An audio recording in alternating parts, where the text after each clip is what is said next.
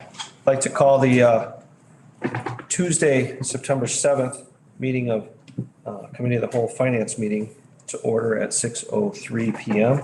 We'll start with roll call. Carl Johnson here. Sherry Gieske. Here. Jonathan Van Laar. It's a message he will not be here. Dave Wiltsey. Here. Ray Larson. Here. Steve Schabacher. Here. Jeff Carlisle. Here. Ryan Curry. Here. Robertson. Here. Sherry Bartelt. I believe she sent a message. She will not be here. Rodney Riley. Here. Freddie Taylor Trinidad also sent a message. He ran into some minor inconveniences, I guess we'll call it. Hopefully all is well with him. Next up, I guess we don't have any meeting minutes. Not this evening. Accept a motion to approve the agenda as presented. Motion by Mr. Carlisle. Seconded by Mr. Schabacher. Any discussion? Ms. Gieske? Yes, actually, we'd like to amend it and insert at 7.0, sale of surplus property. I'm sorry, 7.1, sale of surplus property. Here's a 7.1 though. So you move that above 7.1 Yes, and then 7.2 will be Maple Crest. and then a budget review after that? Yep, Okay. Make it 7.05 is sale of property. Well, fine. Mr. Chairman, to clarify, so this agenda was actually, the one that is presented in front of you is actually already amended. So the 7.1, 7.2, 7.3 will stay. But the 7.1 was just added this afternoon, so it can only be discussed. And that was at the request of the county treasurer. Sorry for the confusion on that. Okay, so this agenda in front of me is correct. It is correct, yes. Okay, all right. Okay. But I guess just to clarify, the 7.1 cannot actually be voted on tonight. The agenda as amended would be new business is 7.1 Yep. Maple Crest Fund request as he asked or mentioned, and then 7.2 budget review. Okay. Any discussion on that? Actually, I need a motion to amend. Motion? Motion by Mr. Curry. Second. By Ms. Gieske. Any discussion on the amendment? All in favor, say aye. Aye. Any opposed? Motion carries. Next, any discussion on the agenda as amended? Hearing none, all in favor, say aye. Aye. Any opposed? Motion carries. Thank you. Any public comment? Did we get any emails? None this evening. Perfect. Ms. Gieske, the floor is yours. Thank you very much, Carl. Let's go to 6.1, the treasurer's monthly report. Mr. Newport.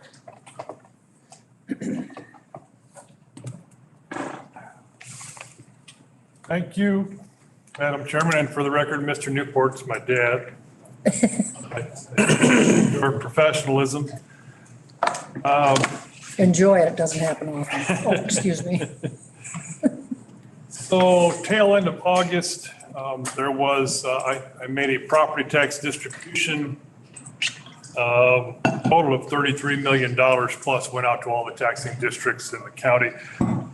County government itself received 2.3 million in the general fund and another $1.5 million in various other funds from that distribution. That is the reason for the upward movement in the fund balances, as you see on the summary there. So general fund balance is up nearly $2 million, and all funds up $1.5 million. Not much happening in the investment pool. There was a CD that matured in August. I reinvested it at, I believe, 0.4%. We really didn't lose a whole lot in that transaction. You can see that the liquidity is down in the investment pool, which all that means is that the money that we spent in August prior to the distribution all came out of those liquid accounts, the lower yielding accounts. So that's the long-term plan, is to take money from liquid accounts that aren't yielding as well as the CDs until we get down to, I like to keep maybe 10% of the pool in liquid accounts. So we've still got a ways to go there. So the weighted average rate on the investment pool really has not changed. The weighted average maturity hasn't changed very much. That's really all I've got with regard to Treasurer's report. I'll be happy to answer any questions. Any questions for Kurt? I have one. I'm just, Fund 116, GIS Fund. I'm surprisingly, pleasingly floored. Where does all that money come from? So the GIS fund has one revenue source, and that is a specific fee that is charged by the county recorder when documents are recorded. Okay. That fund actually, I mean, it's got a running surplus. In other words, from day to day and year to year, the revenue from that revenue source exceeds our expenses in the GIS department. And there really isn't a whole lot else we can do with that money. So as you go into budget time and whatnot, I mean, we've got a one-person department that used to be a two-person department, and that's part of the reason that we continue to have more revenue than expense in that fund. Well, this is a silly question, but I know there's some capital improvements that need to be done over there. Can that revenue be used for that? So, yeah, we described that the GIS fund would help supplement some of that, yeah, so some of that capital improvement for carpet and the paint, yes. Thank you. Bless you. Anything else for Kurt? Dave? In the cash flow report, and I'm just looking for some clarification as a freshman member, 037 is employee healthcare fund, showing the inflows and the outflows transfers in. And then, can you just explain that, how that works? Sure, and as you look through the transfers in and transfers out this month, it's not too hard to follow the money. So we see, and I'll start with the 045 PSST, Public Safety Sales Tax Fund. That money comes in and is immediately transferred to the general fund. So we see the revenue in PSST, 172,000, a transfer out, an identical amount, and then the transfer in up in the general fund of that same amount, okay? Also, from the general fund, there's a transfer out of 239.6, and the employee healthcare fund, a transfer in of 239.6. So that employee healthcare fund, its budget contains, it's an internal service fund, okay? Its only source of revenue is transfers from other funds, mostly coming from the general fund. And we've just set it up according to the budget, 1/12 of the budget gets automatically transferred every month. Okay. As well, the health fund and the highway fund contribute to that employee health fund. It just doesn't happen on a monthly basis. It happens, Really? you know, I can't remember now if we transferred that all already or if there's still more to be transferred this year from health and highway. Thank you. Any other questions for Kurt? Anything else, Kurt? That's all I got for now. Couple minutes. Item 6.2, admin monthly financial report. Is that you, Dan? Oh, you're already on your way. Good evening, County Board members. Tonight, I'm going to present the August 2021 monthly financial report. So for the county, August represents the end of the third quarter. So we're at 75% of the year. At this point, we pretty much have a good idea where we'll end up. I'm hopeful that FY 2021 will be a positive year financially, as was last year, FY 2020. Really not much changes this month to report on. Total revenues still are doing well. Year over year, we're up 21% on the revenue end. Less when we take out the local cure funding from the state, that's up 15%. On pages 2 and 3 of the report is where we go into detail on the major revenue sources. Unfortunately, this month with the meeting being earlier in the month, the data that you're seeing here, these numbers are represent the August disbursements. Normally, we like to be a month ahead, as typically the state would have posted those numbers for September by now, but they haven't yet this week. And so the numbers here are just through August, but those sales tax, income tax still really doing very well. And then on the expenditure side, in the general fund, expenditures are up 1%. Total, when we take out the election equipment that was purchased last year, the expenditures are up 4% year over year. I think it's like 3.8%. So really, again, revenues are continuing to do well. Expenditures are pretty much right where we'd expect them to be this time of year. So happy to answer any questions. Any questions for Dan?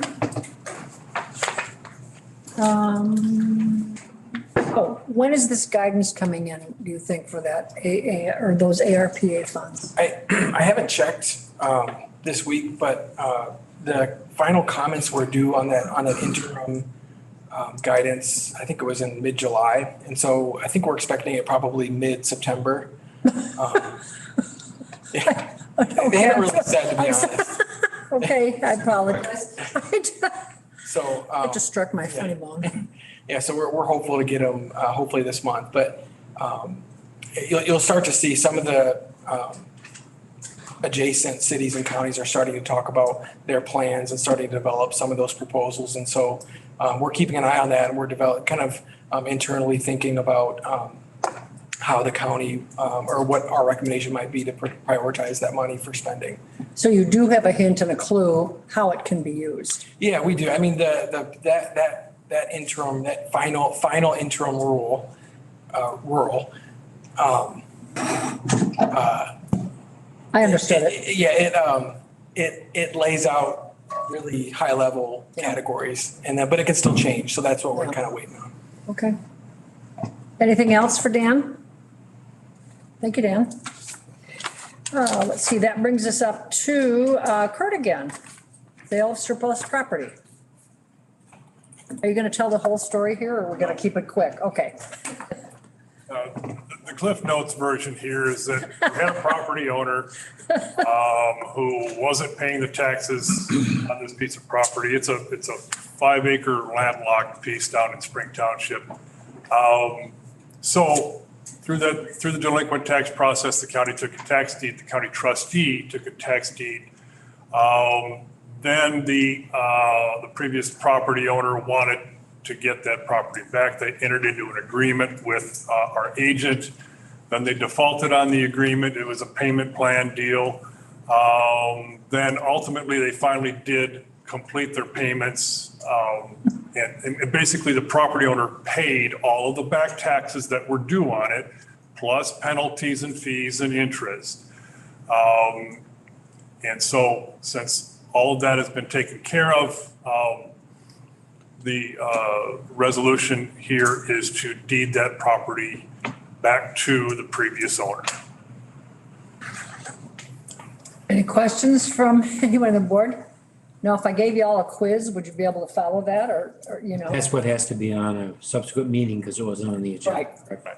So we'll act on it at the board meeting. correct? At the board meeting. Okay. No questions? Thank you, Kurt. Yep. All right, let's go to item 7.3, which is another review of our budget process. I think there were a couple of changes made since last Thursday. So do you want to take it? Yes. 7 point. Oh, I'm sorry, I missed Maple Crest, excuse me, I apologize. Maple Crest is next. I think what I'm looking for is item 7.2, looking for a motion to approve this. You want to give any background? I mean, we already talked about it. I'll make the motion. Motion's made by Ryan, second Second. by Dave Wiltsey. You want to give us a quick update? I Evan? sure can. So I was able to coordinate with the state's attorney, and we are able to facilitate the purchasing of all of the equipment, the TVs, the furniture, and other items. So we're able to do that. So that will save, obviously taxes, the sales tax. We'll just utilize the same vendors that they've gone through since they've already done all the legwork on that. I don't think that's an issue. And then the second question was on the TVs for the bedrooms. The initial response that I got from the supervisor there was that she believed that there wasn't enough wall space for 42-inch TVs. However, she just needed to check with the maintenance supervisor, and he just hasn't gotten back to her yet. So I'll still, sort of investigate if we can go larger on the TVs for the bedrooms. But in the meantime, I think we could go ahead and approve this tonight, and then we could, as staff, we could facilitate that. Any questions? Ryan? I want to say even if the 42-inch TV were approved over the 32-inch TV, the cost that was in the budget for that would not change much at all, if anything, since they actually did I think the smaller TVs. So I mean, I think when we were looking at it, we can find them for cheaper anyway. So Yep. Jeff? Kevin, I read the fact that they can't use the projector or the screen. It's the same type as he's got out here. And if you want to replace it, I highly suggest you go pick it up. Yeah, that's right. Yeah, thank you for the suggestion. We'll take a look. Good point. Any other questions? I just have a quick one, kind of a follow-up with Ryan. It's $45,000 that we've are approving, correct? Yes. So that leaves, if my math is correct, that leaves us a little under $900 difference. Do you think we should boot it up a little bit? If in fact they can go to a bigger television? I don't know anything about TVs, but. Yeah, we certainly I'm saying? could. We could just, approve up to $50,000 or something like that. And there's plenty of money in that fund. Yeah, I'm thrilled we're doing this. I'm finally doing it. Does that make sense? It does, yep. Go ahead, Ryan. plus that equipment technically belongs to us. Yes. No matter what. Yep. So the investment is also in our favor as well. Dave, were you going to say the same thing? Yeah, same thing. Okay, so we had a motion. We didn't have a figure in there, so we're good to go, right? Yep. Chairman. Carl? I think because the memo states that it's 45,000, I think we should, I'll amend the motion to say that we'll include the amount not to exceed $50,000. Looking for a second. Dave Wiltsey, motion by Carl, seconded by Dave. Any further discussion? Anyone disagree with the approach? Once again, I'm thrilled we're doing this. That money's been sitting out there for years and years, and it'll just do so much good out there. Do we need a roll call, or can we? Yeah, we need a roll. Voice vote, so we need to voice vote on the amendment first. Okay, roll call. Voice vote on All those Voice vote. in favor of the motion as amended, say aye. Aye. Opposed? Motion carries. So then, motion as amended, any discussion? All those in favor say aye. Aye. Opposed? Motion carries. Okay, thank you. All right, let's see. So that takes us to 7.2 budget review. We have guests here tonight. Do we want to reverse this order a little bit or just stick with the order we've got? Yeah, so that presentation is actually paired with this budget review. We've already, to be honest, we've already gone over the expenditures. This is just another opportunity for board members to ask more questions about the expenditures. Otherwise, we can turn it over to Growth Dimensions. I know there were some questions for them, and they have information to share. So we can certainly turn it over to them. All right, so let's have Pam come up, and perhaps she has all sorts of dignitaries with her. Maybe she'd like to introduce them too. I would love to. Thank you very much. Appreciate it. Well, thank you for having me here this evening. I'll try to talk in here so we can get recorded. But with me here today are some of my officers for my board, in case you haven't met them before. John Wolf is our chair of our Growth Dimensions board. And then we have Bob Opperman, who is our vice chair. And then we have Michael St. John, who is our treasurer. So I welcome them to, step in and help verify anything if they wish to do so. So I shared, I know you had a chance to look at some of this material already that's been sent. So I wanted to focus on some of the questions that you had and some information I just wanted to emphasize. So just as a summary, I wanted to just go over data. The data is a real challenge to receive. We have a lot of sources of data, but sometimes it's not easy to compare and make the relationship between the data. So earlier, your staff had reported about the increases in property taxes and sales taxes and other taxes, but I can't make that relationship to a business directly. But that information is available with the Department of Revenue. It's just that us as a Growth Dimensions or a community-based organization, we only can access so much information. That information is only available to municipalities and government. So, I just wanted to kind of share with you. But we do have a source of data that we rely on. It's called NZ. It's economic modeling software, which is a great source of software. We have also reached out to the Department of Employment Security, Department of Commerce and Economic Opportunity to see if they could provide any additional data that would help with some of this. So I don't know if we want to start the presentation.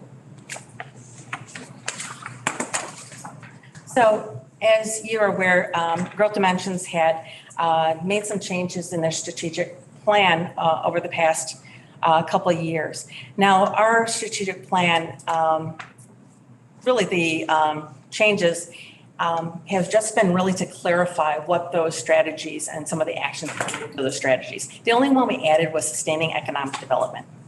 Our vision and mission hasn't changed over the past several years. It's still fostering economic opportunity. As we're established in 1979, we provide a progressive and cooperative environment which improves the quality of life by fostering economic opportunity and personal growth. With economic development partners throughout Belvidere and Boone County, Growth Dimensions is advancing coordinated economic development strategy to create jobs, promote community assets, and stimulate capital investment through business retention and attraction efforts.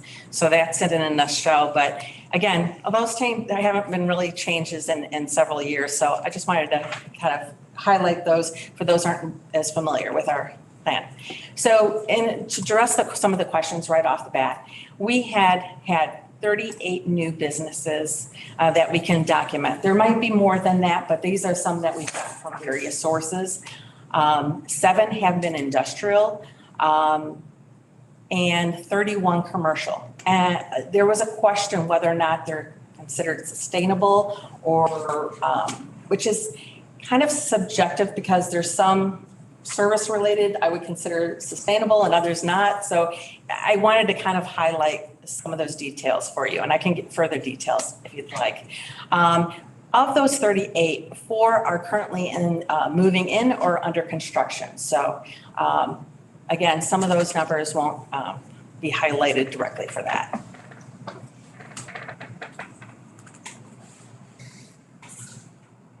You can see this. So of course, sometimes the fonts, I'm sorry, it doesn't translate to different computers as well.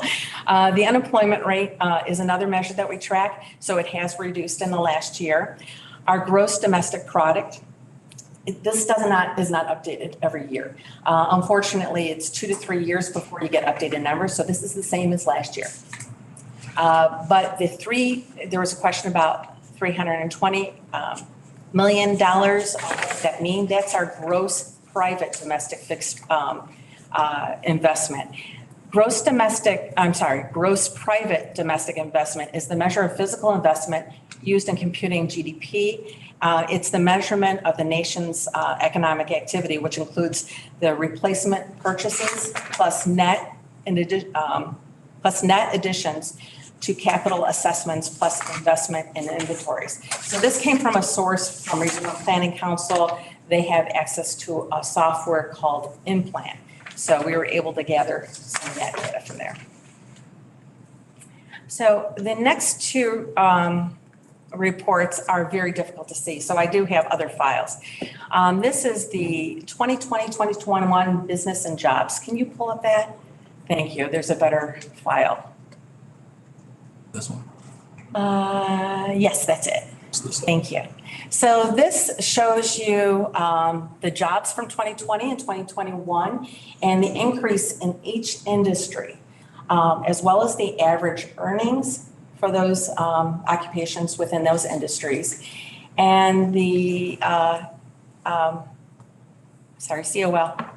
Cost of living. Thank you, cost of living. I don't know why it's just escaping me today. Cost of living adjusted increase. And then there's total sales and property investment, our income, and taxes. So these are estimates based on data that we receive from MZ.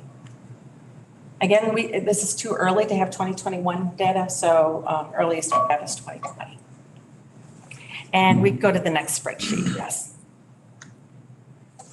The next spreadsheet is a summary also from MZ, but this is 2021 and 2021 business and jobs. What I wanted to do is highlight the payrolled businesses that were reported. So I went from 2017 to 2020. And again, 21 is not available. So in 2017, there was 829, and in 2020, we've had 870. Question. Yes, Okay, this is just Boone County or regional? this is Boone County. You're welcome. So if there's information that's regional, I'll share that. We'll specify it's the MSA.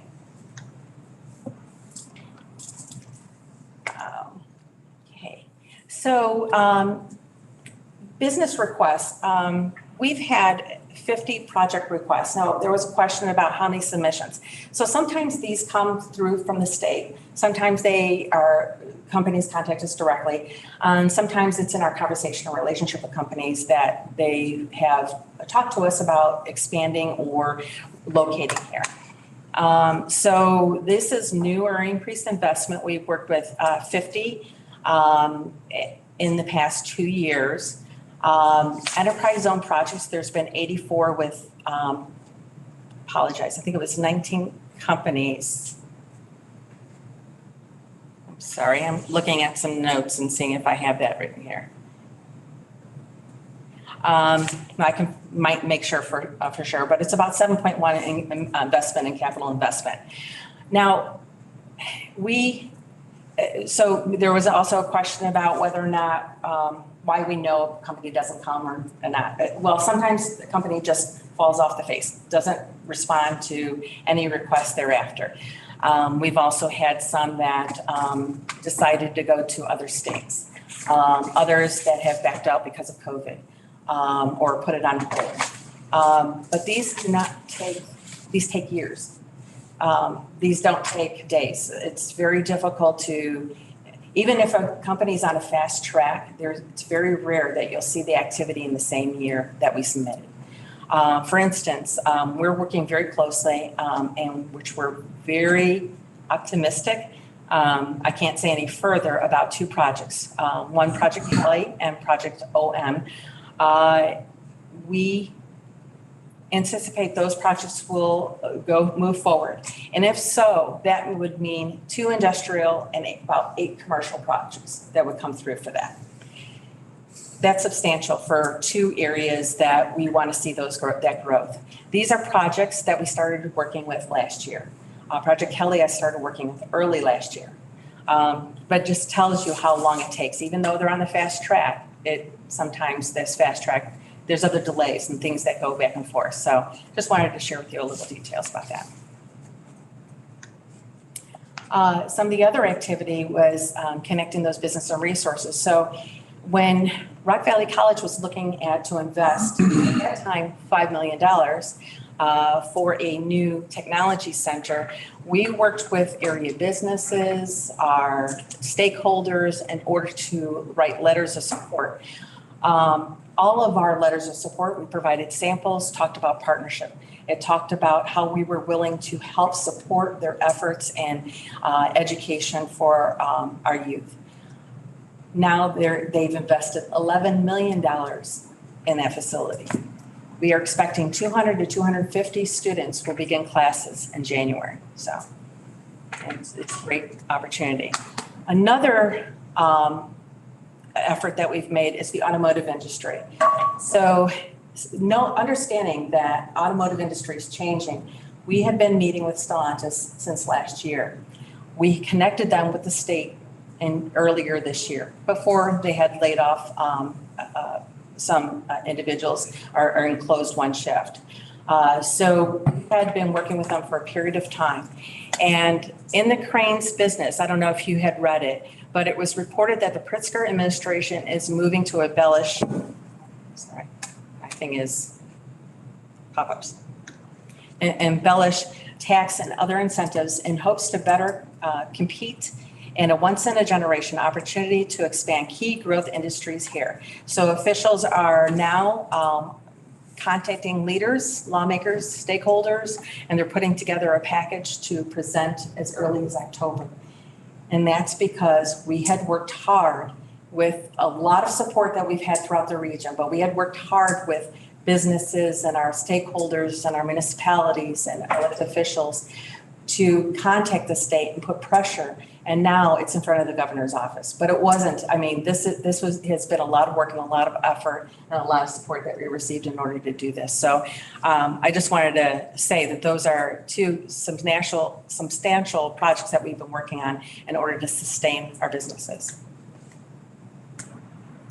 and grow our businesses. Other things that we're working on is developing infrastructure. You know, the Irene Road corridor, we've been working on some local collaborations, and that includes getting our utilities, our freight, our, roads prepared so we can respond to some of these projects' needs and be more marketable. In addition, we have helped increase the housing market. There has been a 17.8% increase in home value, over 25,000 increase in 1 year for housing prices. And that's just been great. The average price increase has been 7.2. Now, some of this information is MSA information. I just wanted to highlight that as well.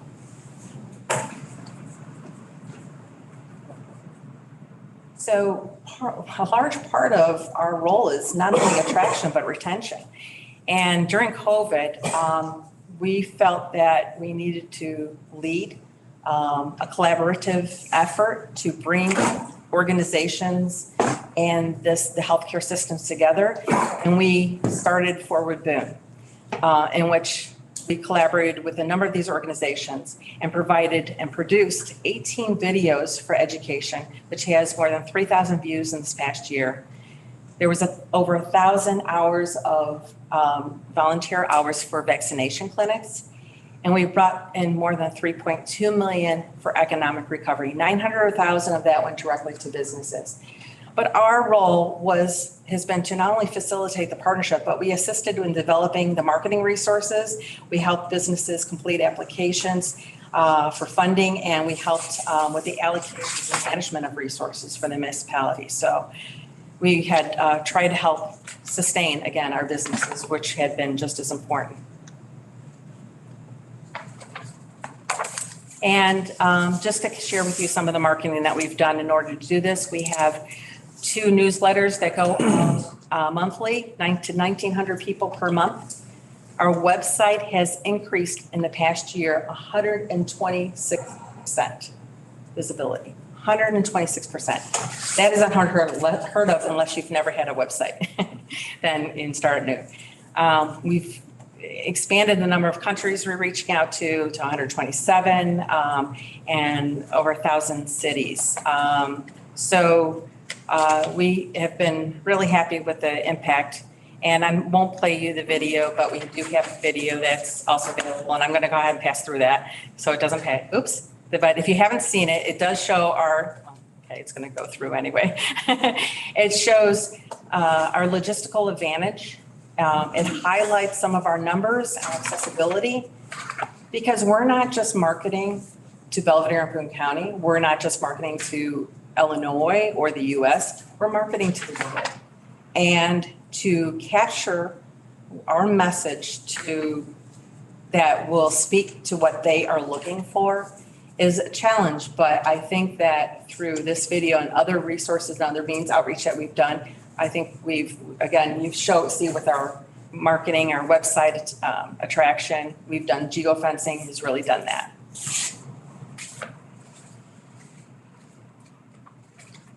But again, I wanted to reflect that not only our role is to attract businesses, but to retain them. We are seeing, and again, you'll see some of those numbers in more detail. You'll see a larger growth in the logistics and the food processing fields.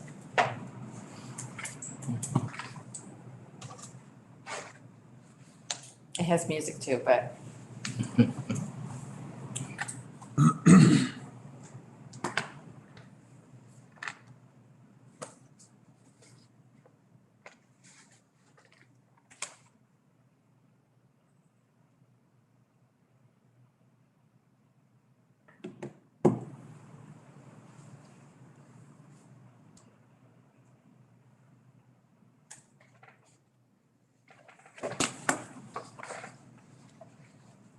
So our message is really Boone County is a great place to live, work, and play. And again, try to do that through this.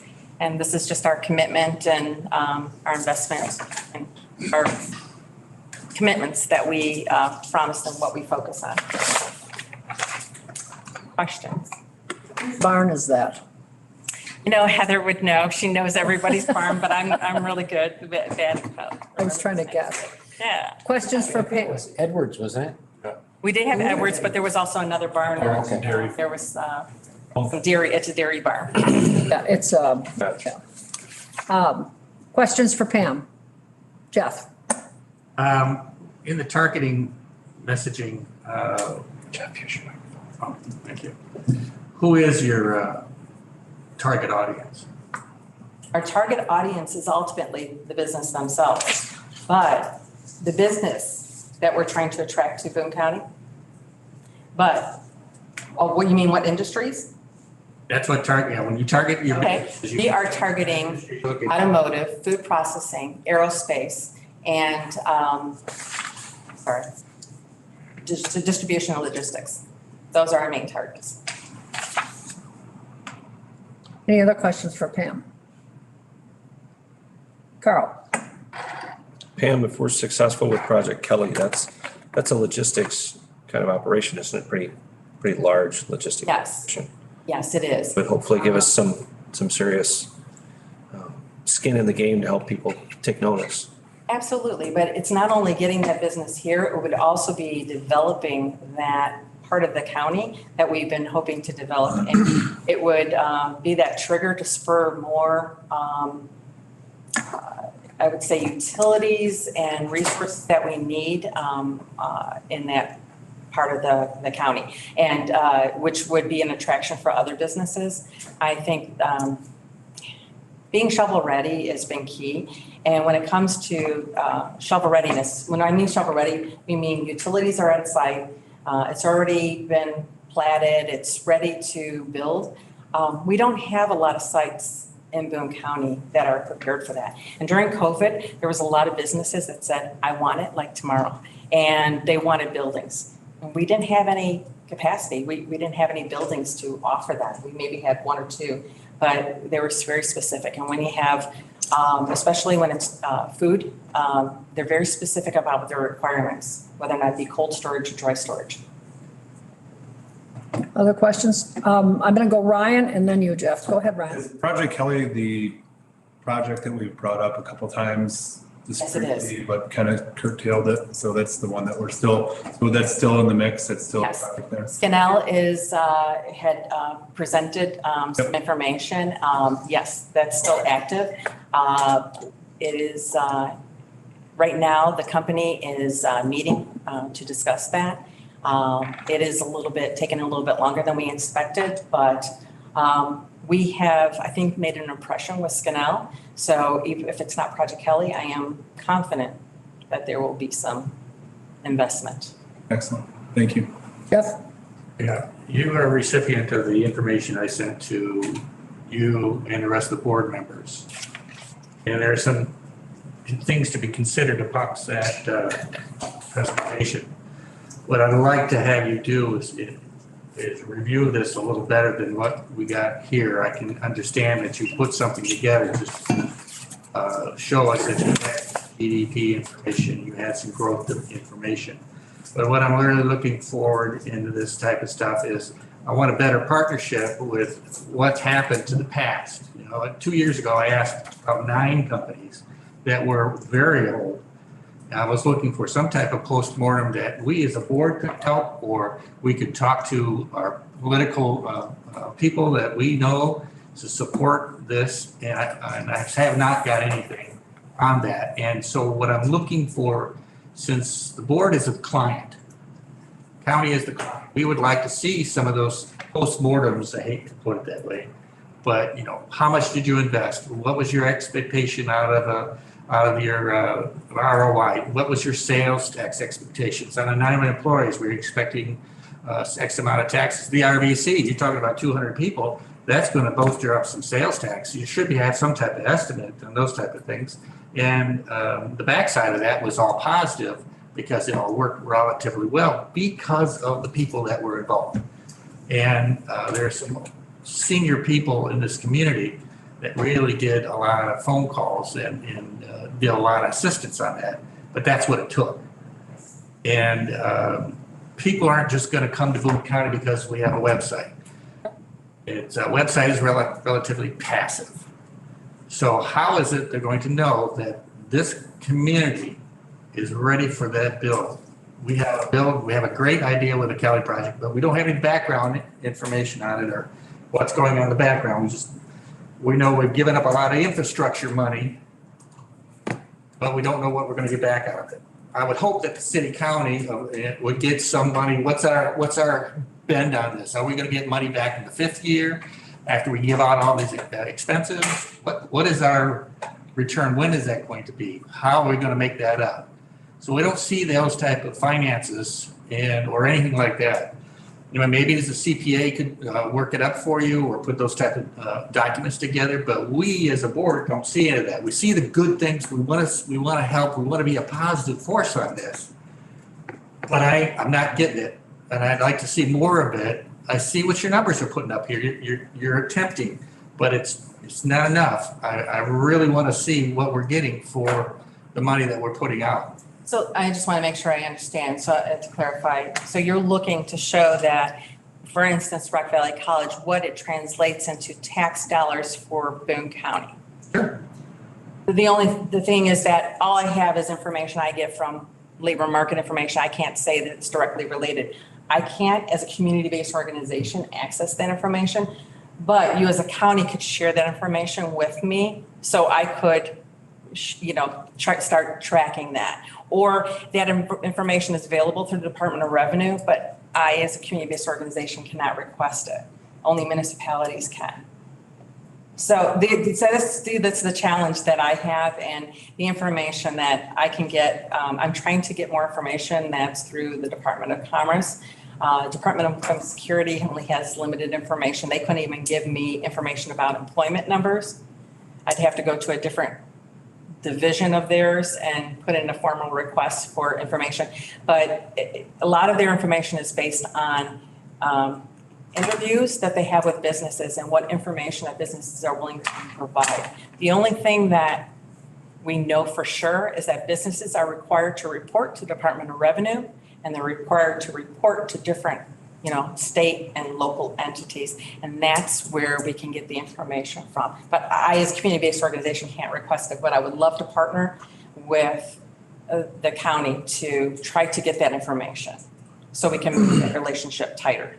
So this is the first we've heard this. This is what this is the type of communication we're not getting. Kevin's available. He's a great resource. Dan's a great resource.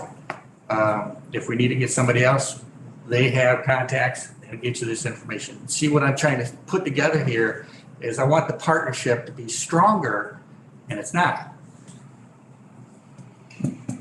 Any other questions for Pam? Comments? Go ahead, Ryan. I know we focused on the Irene corridor, but I understand that Business 20 is going to be going to 4 lanes here with it. I believe that was approved, last year for the next 3 years? 2 years? Okay. Is that another target area along that corridor as well? Absolutely. Different kind of, absolutely. We're Small business, obviously. Right. Absolutely. Jeff? Thank you. You're welcome. I'm going to throw something out here I heard as a conversation I overheard. And maybe some of us old seniors can remember it, but when Chrysler came into town, I believe they bought the property south of I-90 also. So have we approached them, or they had talked to us about putting up a mega center? We've been having ongoing discussions with Stellantis.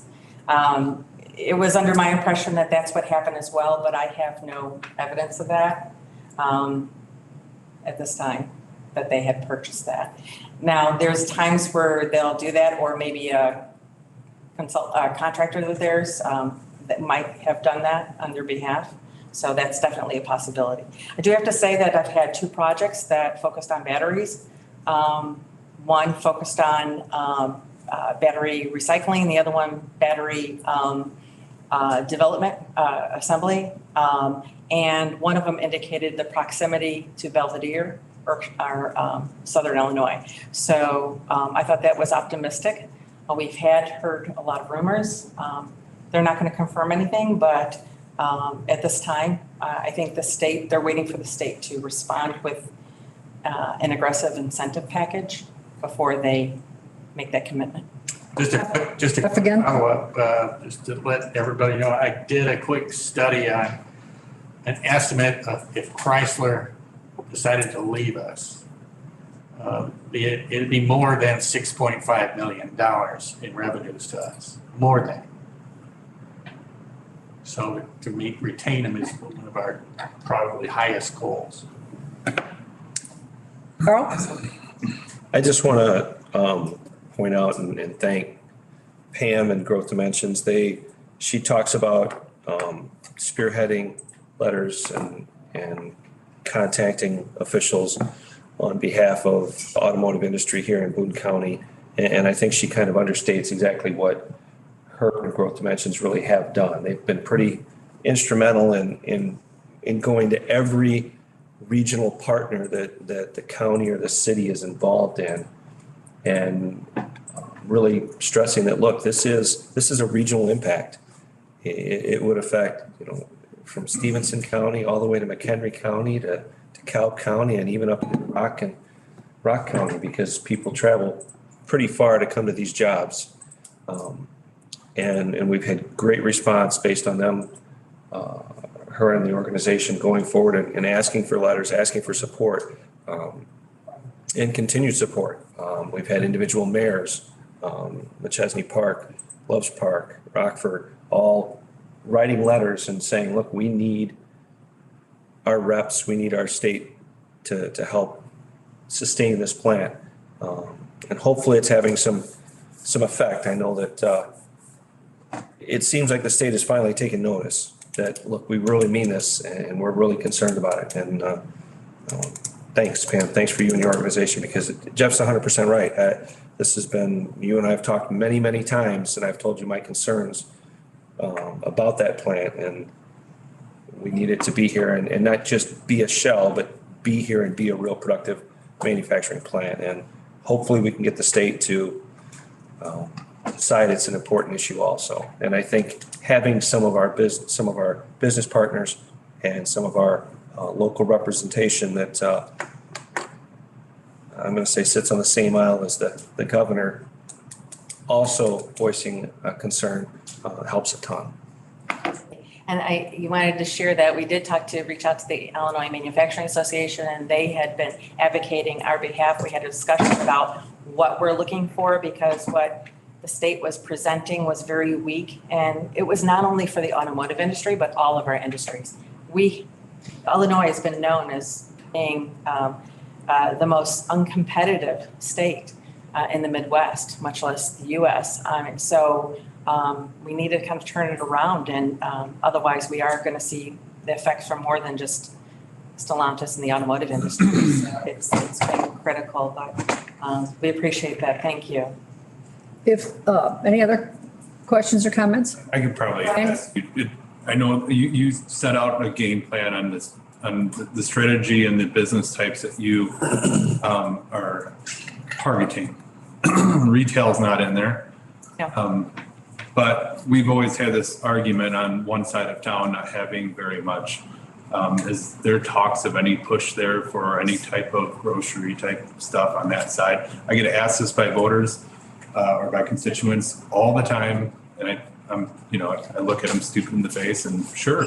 No, I've had some discussions with a number of people over this past year. So in explaining the details on why we focus on industry and not retail, it's for every retail job. It takes several retail jobs before we can make it up in industry, other industries. It takes 2 industry jobs before you get 1 retail. It's a bit more, it's a larger turnaround that we can see in our investments. So the more we spend on getting some of these industries, that's what these retail places look at. They look at what is the age of your population. They'll look at your transportation patterns. They look at how many businesses are there. So if we can, increase those, that would increase our potential for getting those retail. Of course, different companies are focused on different opportunities, some are, but I see that, and we're getting a number of retail businesses interested in Boone County. We've been talking to a number of them, but again, location is key, and having the building, the right opportunity. So as we improve these developments, for instance, if we improve the Irene corridor, there's room for some retail, maybe a gas station or. I'm talking by RVC because everybody that lives north of town heads straight west, and all their business goes west, whether it's shopping at Meijer or grocery shopping at Woodman's. Like, I just feel like it's just a huge missed opportunity for tax money and giving people a reason to shop Boone County and Belvedere. And I understand it's frustrating for you as well too, but that side of town's been really empty for a long time. And I understand Irene's a good focus, but I'd really love to see a focus over there too, but I get it. It's land available. It's different things are available. It's demographic. It's where it's spent. So. You can have Goat Puff, that's gone. Yeah, got Casey's. Almost there. Anything else? Thank you. I at the risk of being preachy, if you'll just indulge me for a second, and with all due respect, I have to tell you, Pam, I think you're trying too darn hard on these reports. Very simply for me, it would be, we had this many projects that we pursued. We had this, we had this many we won, and they are boom, boom, boom, boom. And they created this many jobs and this many we didn't get. I think, that's what would really keep me happy. But the other thing I have to say is, and you and I had the same discussion with somebody. If you went as far east, we go to 20 on 90, and then just drive from there up to the state line. I won't even make you go further, because that would really make your head spin. What's going on on 90 corridor? It's incredible. And I was on this board, maybe Carl, you probably remember, 1 or 2 years, and the Irene Road interchange was opened. And we were all ecstatic because, wahoo, we were going to have industry there. Well, that never happened. And just for information, now there's the 23 interchange at Marengo, and I can't verify it, but rumor has it Marengo annexed all the way down to 23. And I just happened to drive that road a few weeks ago, and there's already stuff moving. So my frustration is, you can just about pick out when you come to Boone County because it's empty. And that breaks me. That absolutely breaks my heart. So why am I on this tear? It might be instructive to stick around for our budget because we're a tax cap county. You can't raise how many taxes we can levy. There's 2 ways. One is increased development. And what do we want most? Economic development, businesses, or inflation. This year, we're going to be able to raise it because inflation is skyrocketing, which is kind of sad. But later on, you'll see, and if sometimes you people want to come and listen, well, you're here often. we're putting buckets in courtrooms because, in courtrooms because the public safety building is falling apart. The courthouse is falling apart. The jail is falling apart. And so to look some of our constituents in the eye and say, and they want to know where are the new businesses? And we're doing buckets in the courtrooms. I mean, those are the things that frustrate me. So I will get off my high horse here, but those are the things that concern me. And all I think, I don't know, I'll speak for myself, nobody else. All I'm looking for is what is our return on our investment of $30,000? And the way you can do that, you don't have to contact anybody. Let's just see how our tax revenue goes up. That's the easy part. So anyhow, I'll stop being preachy. Thank you for indulging me. Well, I appreciate that. And we do try Carol. very hard. All right, go ahead. All right, I'm going to go Carl and then Kevin. Just to touch on what you were talking about the Irene Road interchange, and I'll agree 100%. I've been begging and pleading and begging and everything to find some way to get that developed. Unfortunately, what Pam mentioned is there's no utilities there. So we've got this great interchange. We fought hard to get it to be a full interchange when it wasn't originally going to be. And now we have to fight with one of our business partners or beg and plead with one of our business partners to get those services there, which are expensive. And personally, if the county can find ways to help get grants or do things to help push that, I'm all in, because I think we need to. We need to get water and sewer have to be there. And then you're going to start seeing things. But until you have water and sewer, it's tough to get that. Now, this Project Kelly, if that goes, that's going to bring services closer. And then hopefully it's a much easier sell. But there's, and unfortunately, and that's my line of work, there's other things that go into play. And just getting the sewer to either the Belvedere sewer plant or to Rock River Water Reclamation, Four Rivers Sanitation District now. So they did a big study and somebody said they should change their name, so they did.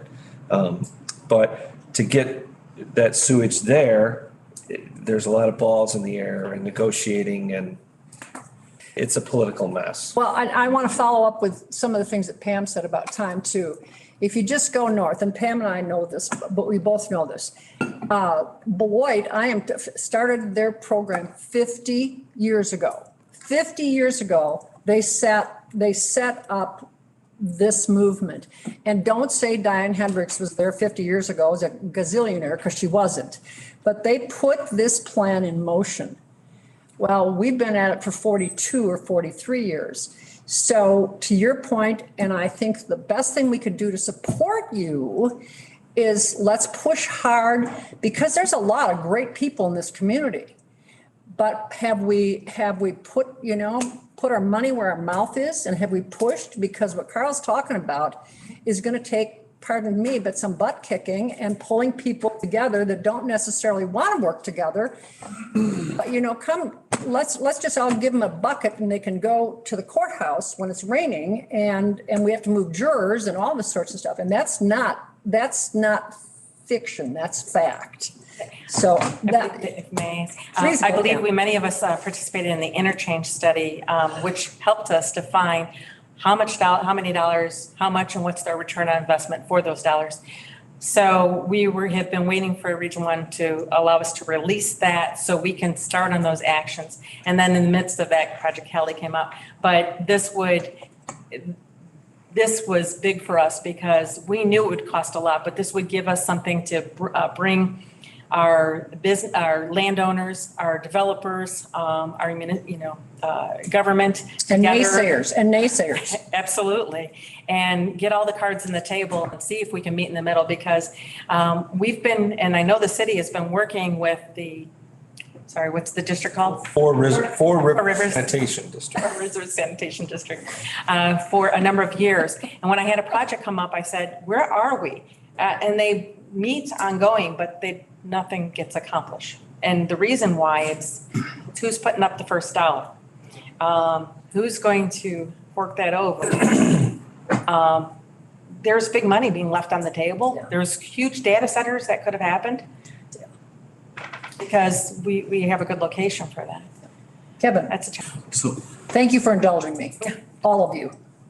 thank you. So I just wanted to just discuss and highlight a couple of things. When I interviewed for the position, this was actually one of the main components of my interview. If I know the chairman and the vice chair and the other two board members aren't present that were on the committee, but nonetheless, one of the exercises, wanted me to, take a look at economic development, and I'm not an economic development specialist by trade, but wanted me to take a look at our economic development strategy. So I actually looked at growth dimensions and looked at if anyone reads the boring audit that we have completed every year, that had a lot of, facts in it about the county. And one of the things that they point out is that we need to diversify our economic base. As you all well know that, and Mr. Carlisle pointed it out, if we lose a huge industry like Stellantis, the automobile industry, it will cripple the county literally. And so I know that just from my education and training that we can't be too focused and too heavy on industry, because if we have economic blowback, we want to sustain a modest economic blowback during a so I think that's what Mr. Curry was getting at, is that we need to still, while we want to focus on industry, I think that we definitely need to concentrate on other economic sectors to ensure that we can sustain modest blowback in an economic downturn in that regard, at least. So every year I report to our board about the industry, and it's becoming more even. And it's amazing how more diverse probably than what you expect. I think the difference is that maybe the automotive industry has brought in more dollars, resulted in more tax increase or for your basis than maybe the other industries. So that, I think we need to have a comparison in both so we can kind of take a look, because I can see that view and it's becoming more diverse, but it's the other side of it I'm not seeing. So I think that's when we probably need to share some of those reports and that information so we understand where and how we need to focus. Thank you. Anyone else? Anyone from the board like to speak? Oh, I just want to thank the county for their support over the years, and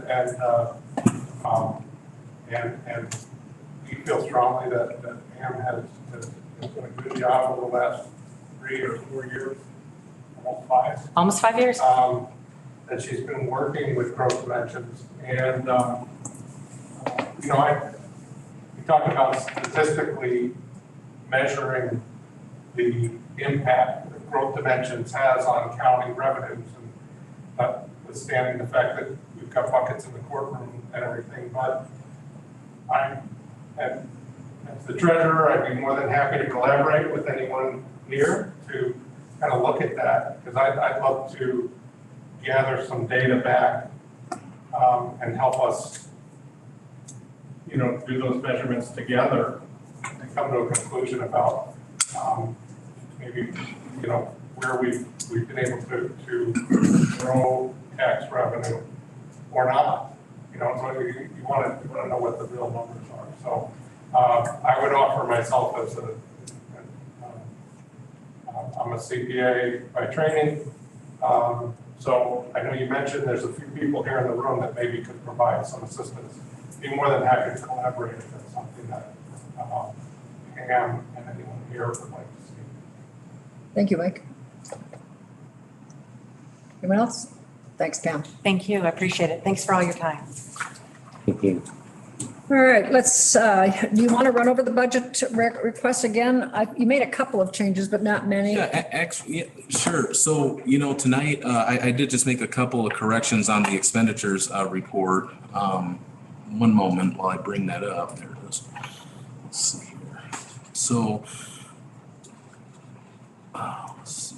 What I wanted to discuss, so under assessments, we did correct that item for the the board to review salary. They wanted to reduce that to 5,000, and then we did add that language that the alternate member that they're requesting would be on a per diem rate. So that would fluctuate. It most likely would never come near $5,000. We did just discuss tonight too on their capital request for the paint and repair office walls and the new carpet.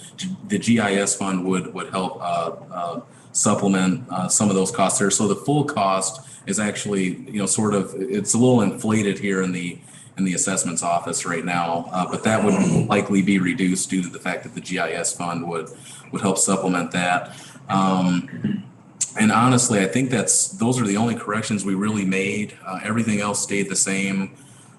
Just kind of scrolling through, like I said, the health department, they're not requesting a levy increase, so their budget actually even overall decreased even without that.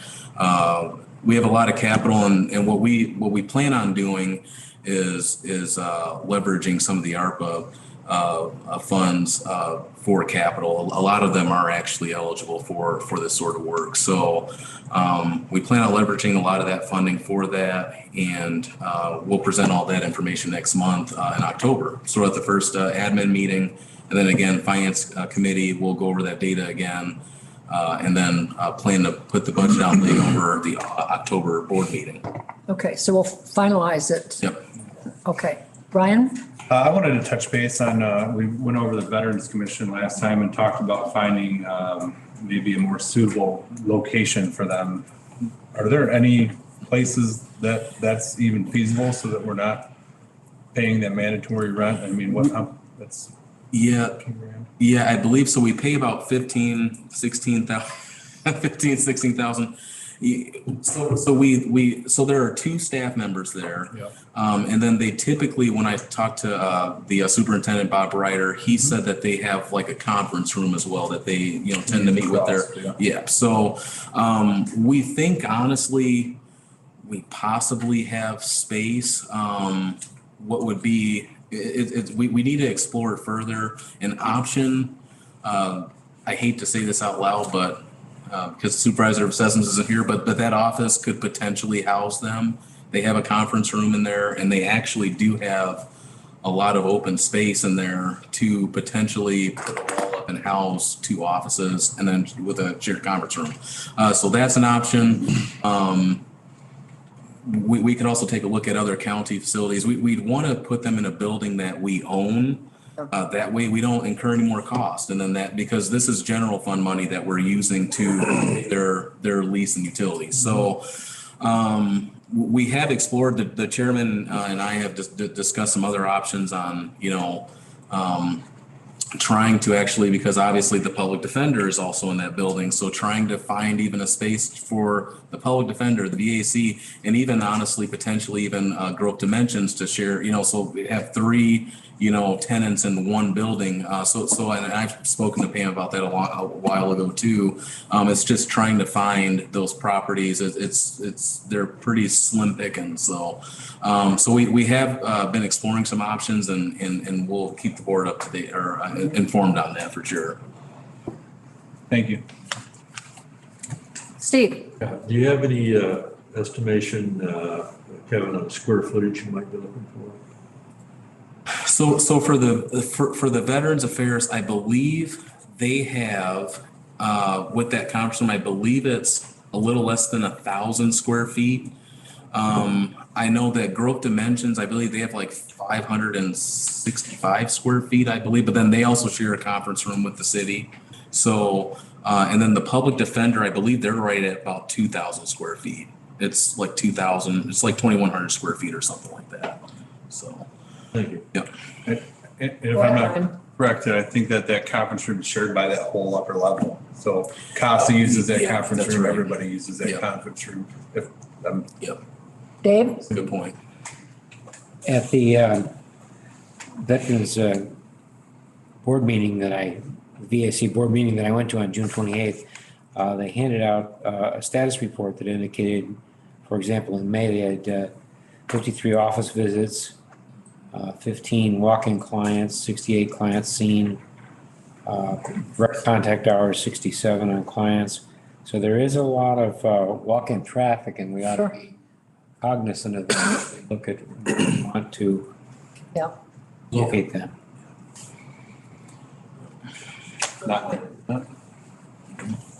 Anyone else?